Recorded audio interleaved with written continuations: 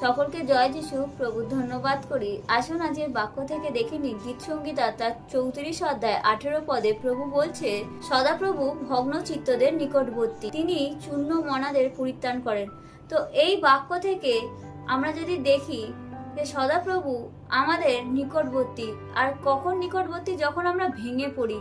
যখন আমরা ভেঙে পড়ি তখন আমরা আশেপাশের মানুষগুলোর কাছে গিয়ে দাঁড়াই যে আজ আমি ভেঙে পড়েছি, কাঁদতে কাঁদতে বলি যে হয়তো আমি ভেঙে গেছি খুব।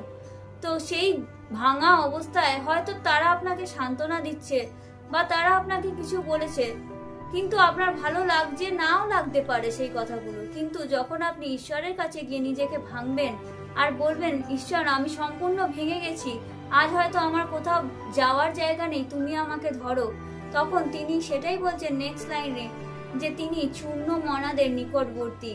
যখন আপনি ভেঙে চূর্ণ চূর্ণ হয়ে গেছেন তখন আপনার সাথে আপনার ঈশ্বর একমাত্র দাঁড়িয়ে আছেন। আমি বিশ্বাস করি যখন আপনি ভাঙবেন তখন আপনি ঈশ্বরের কাছে গিয়ে দাঁড়ান, মানুষের কাছে নয়। তো সকলে এই বাক্য বুঝতে পারলো বিশ্বাস করি। Hallelujah, amen.